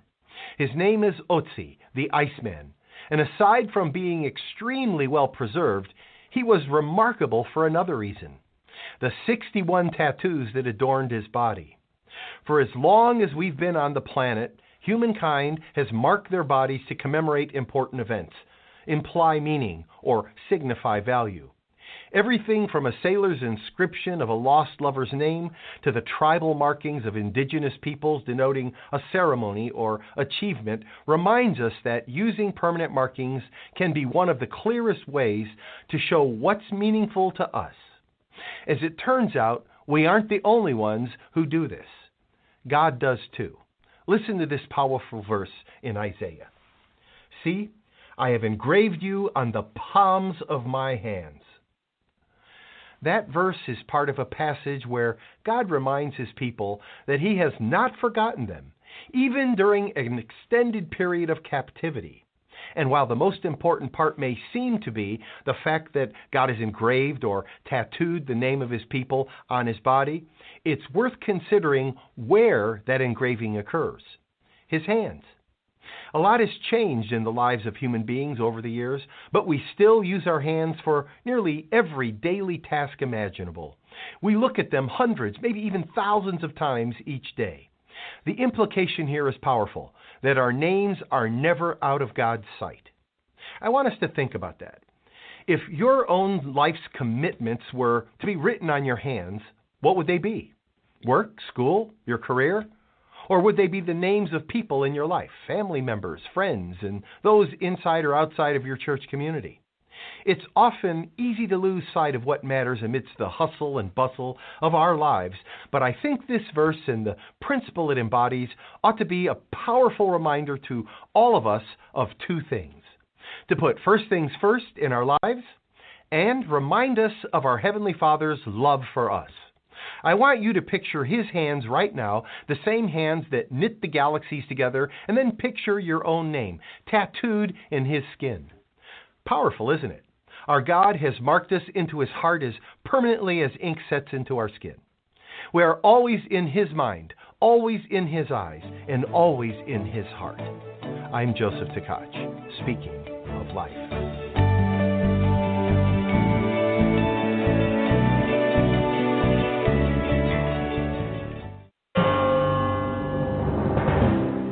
Hi, I'm Joy, a student at Hillsdale College. Here is President of Hillsdale College, Dr. Larry Arnn, on why the Constitution limits government. James Madison writes in Federalist 51 that men are not angels. Their passions and self-interest often get the better of their reason and sense of justice. So we need government in order to protect our rights against those who would take them away. But for the same reason, Madison writes, government must be limited, because people in government have passions and interests too. Many Americans today forget this, supposing that we can do away with constitutional limits on government, supposing that the unelected bureaucrats being put in charge of our health care, for example, will rule as if they are angels. If Madison was correct about human nature, this is foolish and dangerous. This Constitution Minute was brought to you by Hillsdale College. To receive a free pocket Constitution and Declaration, go to constitutionminute.com. The Oklahoma Tomcat thinks he is a big tough cat, but he is actually as harmless as a kitten. You are listening to Political TNT on the Liberty National Network. If you want to be part of the show, dial 914-338-1906 and then press 1.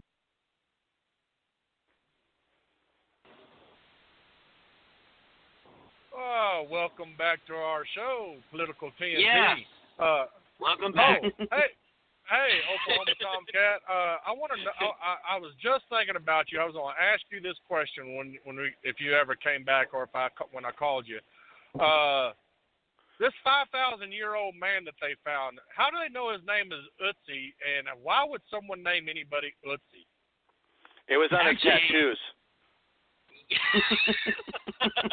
Well, that could have been his mama. I mean, people put mamas down on tattoos. Actually, he was named by the scientists that found him. That's not his real name. I guess the scientists wanted their son or daughter or their son to be beat up all the time. I mean, I would beat someone up by the name of Ducey. No. What it is the scientists, when they discover an animal or a person or anything like that, they get to name it, and in that little bit they heard there that name that actually has a meaning. What was it? He said it in that thing. What the name actually means scientifically. But yeah, if you ever become a scientist and you discover something, you get to name it. Well, I made Junior. Junior, your name is now Ducey. He says no. I think it means like Iceman or something like that. I forget what it was, but did we mention? Go ahead. I said, why did you call him Iceman? Well, scientists have this weird thing with naming things weird. Like, for instance, Homo sapien is human. You know, why not just say human?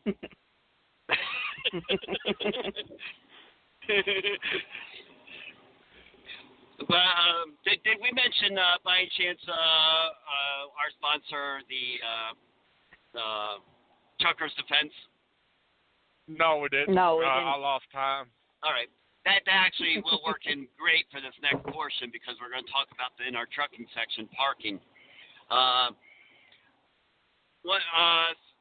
Truckers Defense. It's truckers-defense.com is where you go to find them.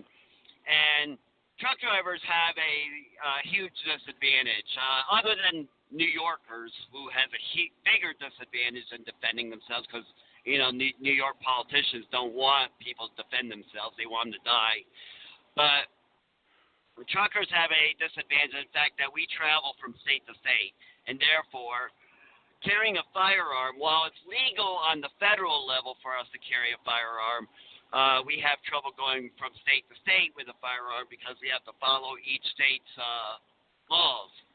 This becomes a real complicated. I've been asked many times when people see me carrying a taser, and originally they think it's a firearm, but it's actually a taser. They'll ask, are truck drivers allowed to carry a firearm? I say, yeah, federally you are. But however, you can't carry have that firearm on you, and you can't even have in your truck loaded in various states. It all depends on where you're allowed to, what states recognize your concealed carry.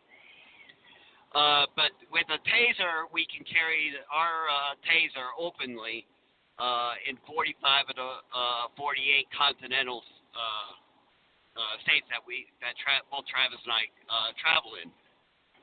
So it's something that both Travis and I highly recommend people look into. And even if you're not a truck driver, with the exception of Miss Producer, she cannot have a taser because she lives in the communist state of New York. But in most states, you can have a taser. Check out your state laws to see if you are allowed to have one. Make sure you also check on if you have a felony. You might want to check if you can have a taser in your state. And then go to truckers-defense.com and check out their line of tasers. And even if you don't want a taser, let's say you want a stun gun instead. They sell them also. I recommend taser because it fires the darts up to 15 feet. I don't want that person near me to fight them off. But that's truckers-defense.com. And truck drivers, we do have a problem out here because, as we talked about through the show, there are just people who are Quanto crazies, not just our elected leaders. A few months back, we've talked about on the show, a truck driver was stabbed because of a parking spot. That two truck drivers got in an argument over a parking spot, and it carried on into the truck stop. They got into a huge argument, and the one truck driver picked up a knife and stabbed the other one so bad that he was on the ground and he had to be taken to a hospital. And stabbings are not good, and they are increasing, not just in London where they had to ban knives, but here in the United States, stabbings are getting real bad. And I don't know about you guys, but I would hate to be stabbed to death. That's a very painful way. I'd much rather get shot. But if that truck driver would have had a taser, he would have been able to defend himself. Yeah. I was going to say, and those that live in California, you can purchase a taser, and you are allowed to have them in California. California, surprisingly, has not banned taser. Right. The only thing with California, you do have, I have to look further into it myself because I've noticed it in their laws on tasers because they do have some restrictions on tasers. But you are allowed to carry it openly. But they have a little stipulation in there, that they're not allowed in public places. And I know California gets weird because the way Californians and some other states like New York are able to take over businesses and tell businesses everything they're allowed to do and all the stuff is that they consider businesses to be public places, which that's a really a catch that I don't like. Because a business should be considered private. That way so the business owner can make their own rules on how their business is operated.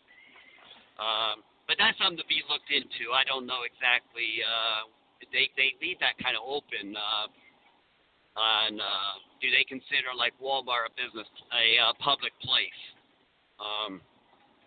I don't know because California's weird. Well, is Joe still with us? Yeah. Yes. Is private businesses considered public places there in California? You live there. When I lived there, I thought that they were private establishments. I mean, the best way to do it is go try to record into Walmart, and if they throw you out, then the police come and they say, hey, this is a private establishment. I mean, they can. I worked for Walmart for a good number of years, and I'm almost positive that it's. At least when I worked at Kmart, you could chase somebody to the end of your property, which is basically the end of the store, the vestibule, and then once you're in the parking lot, it becomes public. So then they kind of refrained on you chasing them off the property, although I have tackled people in the Kmart parking lot for stealing. Okay, there's your answer, Oklahoma Tomcat. Yeah, I mean, that was quite a number of years ago, though. I was like it's like over 20 years ago, though. I haven't been back to California since. I moved to New York because my dad said it'd be cheap to live out here. I was young, and I believed him. I think it was just a ploy to get me as far away from him as possible. He's like, here, I'm going to teach you, son, about life and what real life's about. Go to New York. You'll love it there. I moved away from New York because it was so expensive. Yeah, well, everybody was. Everybody's passing me like, what's this guy with California plates doing in New York? We're moving west. He's moving east. Yeah, don't worry because California now has passed that minimum wage law down there, where all people, even wait staff. I don't ever, and people get mad at me when I say this too. I don't tip in California. Period. Never.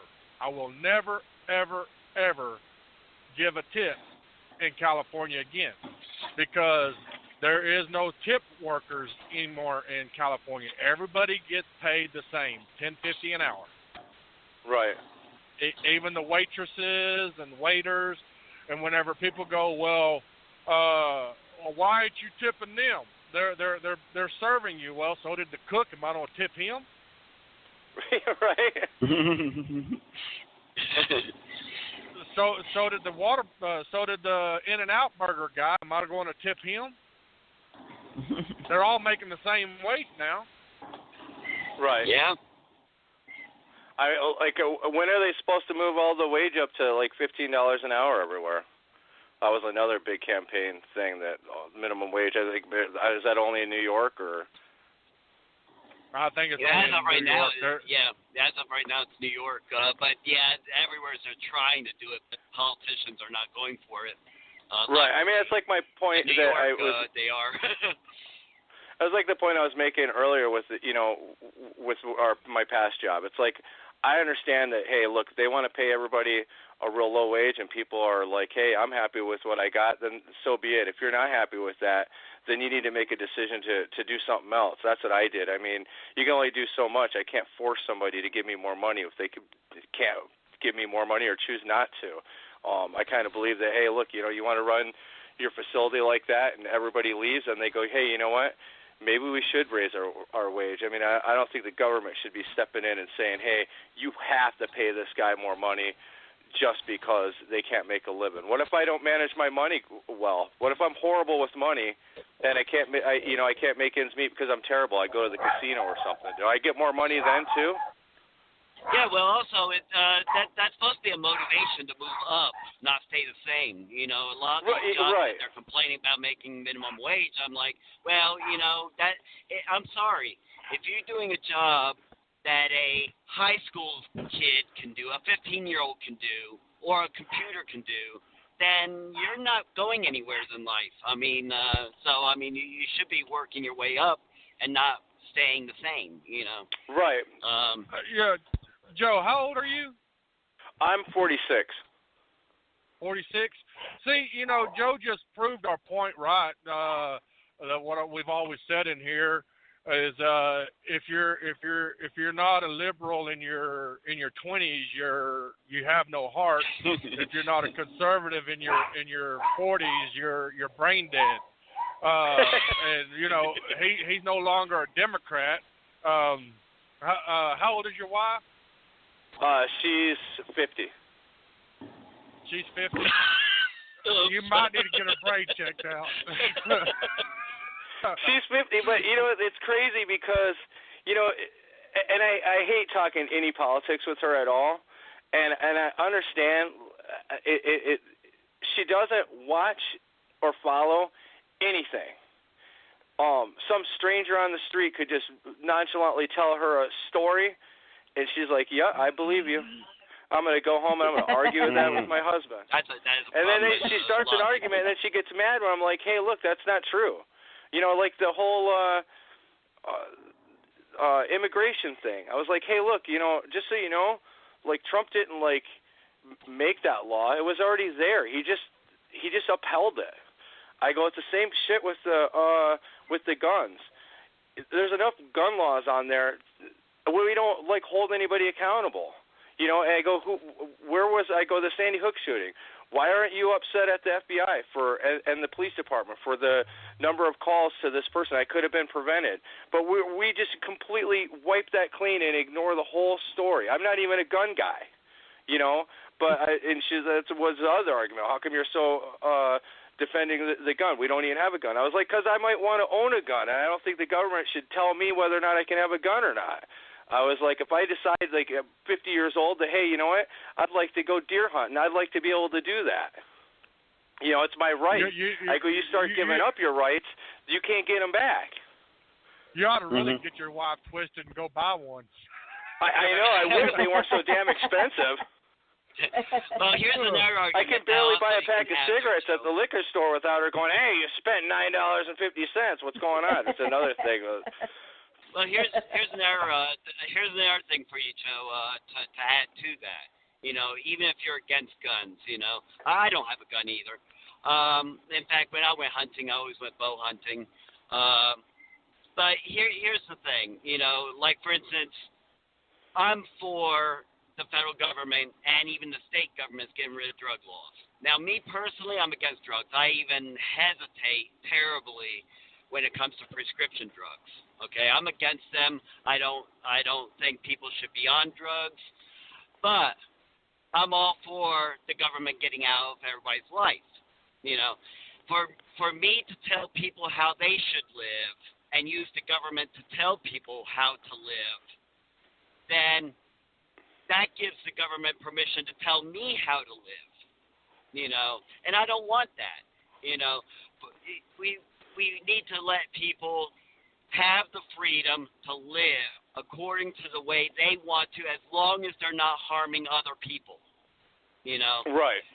Someone having a gun is not going to mean that person's going to shoot people like crazy. In fact, the majority of the people who own guns are very responsible people.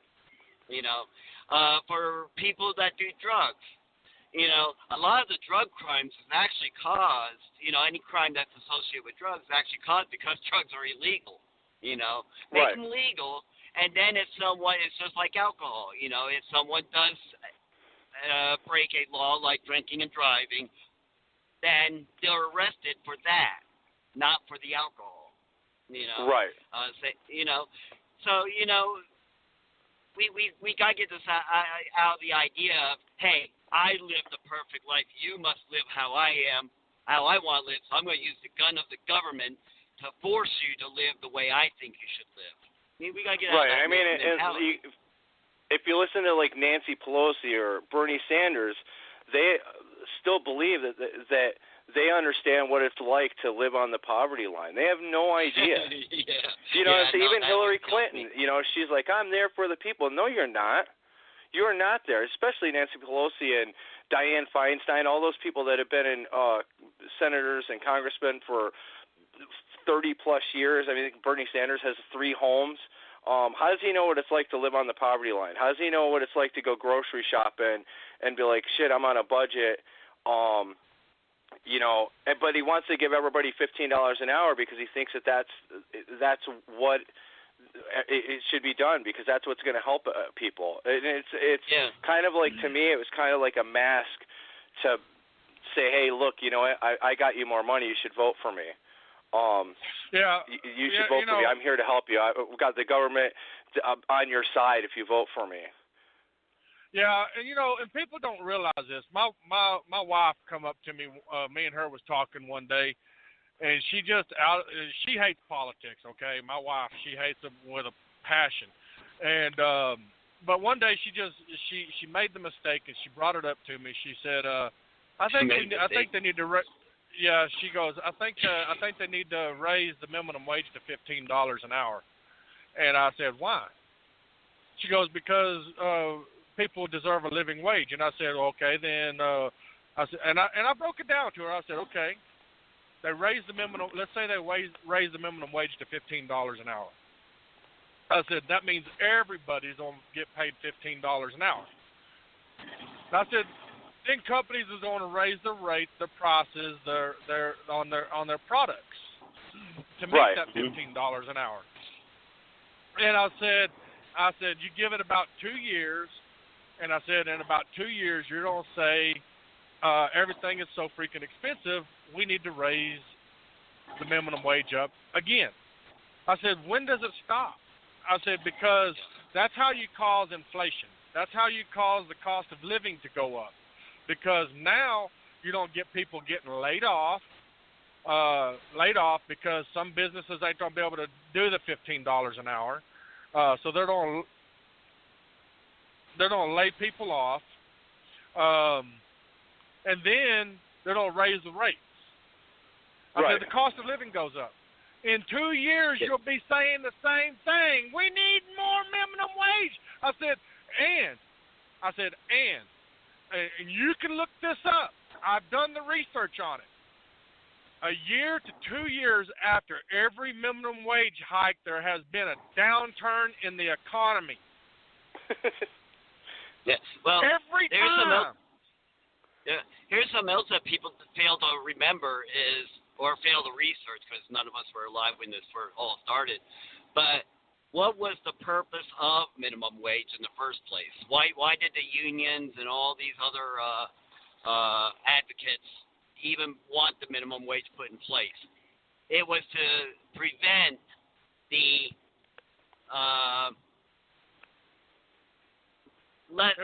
lower guys, the people who were looked down upon from getting jobs. That was the purpose of the minimum wage, all right? And now, one of the popular things that was always brought up whenever minimum wage was brought up is, look at Australia. They got a high minimum wage, and people are employed and all that stuff. No, what's happening is exactly the purpose of the minimum wage. If you're forced to pay someone $15 an hour, you're going to make sure you hire a good person, right? A person with a good background, a person who you know for a fact will be worth that $15 an hour. What happened in Australia is your younger people, high schoolers and stuff like that, and people fresh out of college are not finding jobs. Also, single moms are not finding jobs. Also, stay-at-home moms who now want to go back in the workforce because either their husband died or something like that happened, or they got divorced, are not finding jobs. Why is that? Because the employers are like, you know what? If we're going to pay this this money, we're going to make sure that person has a background that we can look. Yes, and a skill. Yes, So what you're doing is keep in mind that McDonald's and all these places, the original idea behind that was for kids to be able to get introduced into the workforce, and also they were jobs for your women who were married who just needed a part-time job, while their husband is at work and the kids are at school. That was the purpose of it. It's not meant to be a career. Come on, people. It's not a career. It's funny. This is like one of my biggest regrets is in life. When I was 18, I just graduated from high school. My dad gets me a job at his gold mine in California. Great job. I think I was making almost $11 an hour in 1990, so it was like pretty decent money for somebody 18. But I had to work outside, and it was hot, and I got dirty, and I was 18. I'm like, hey, man, this sucks, and I had opportunity to learn how to do heavy equipment, and I was like, you know what? Bill Clinton says he's going to get me into college, so I'm leaving. Am I in college? No. Am I living on the poverty line? Yeah.